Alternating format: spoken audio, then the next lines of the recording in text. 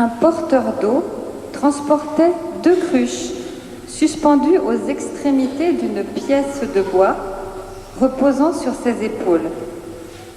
Mais l'une d'elles avait une fissure, pendant que l'autre jarre conservait parfaitement toute son eau de source jusqu'au village. La première perdait la moitié de sa cargaison en cours de route. Cela dura 2 ans, et chaque jour, le porteur d'eau ne livrait qu'une cruche et demie d'eau à chacun de ses voyages. La jarre parfaite était fière d'elle, car elle remplissait sa fonction sans faille. Mais la cruche abîmée avait honte et se sentait déprimée, parce qu'elle n'accomplissait que la moitié de ce qu'on attendait d'elle. Un jour, elle s'adressa au porteur d'eau au moment où il la remplissait à la source. « Je me sens coupable et je te prie de m'excuser. »« De quoi as-tu honte ?» demanda le porteur d'eau. « Je ne réussis qu'à porter la moitié de ma cargaison d'eau à cause de cette fissure qui laisse fuir l'eau.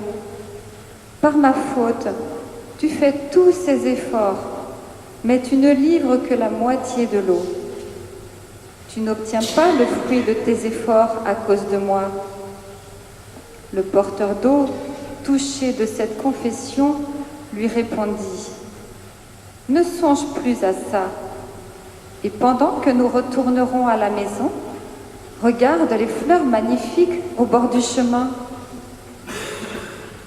Sur la route, la vieille jarre vit de très jolies fleurs baignées de soleil, et cela lui mit la joie au cœur. Mais elle se sentait toujours aussi coupable, parce qu'elle avait encore perdu la moitié de son eau.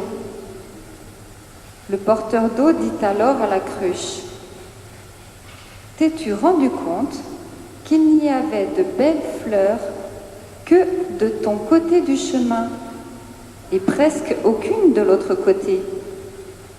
J'ai toujours su que tu perdais de l'eau, et j'en ai tiré parti. J'ai semé des fleurs de ton côté, et toi, tu les arrosais pendant le parcours. Sans toi, jamais je n'aurais pu obtenir des fleurs aussi fraîches et gracieuses. » Nous avons tous des éclats, des blessures, des défauts. Nous sommes tous des jarres abîmées. Certains d'entre nous sont diminués par la vieillesse, d'autres ne brillent pas par leur intelligence, d'autres trop petits, trop grands, trop gros, trop maigres. Mais ce sont les éclats, les défauts en nous qui rendent nos vies intéressantes et exaltantes. Nous devons prendre les autres tels qu'ils sont et voir ce qu'il y a de bon et de bien en eux. Il y a beaucoup de positif partout. Il y a beaucoup de bon en nous. Souvenons-nous d'apprécier tous les gens si différents qui peuplent notre vie. Sans eux, la vie ne serait pas la vie.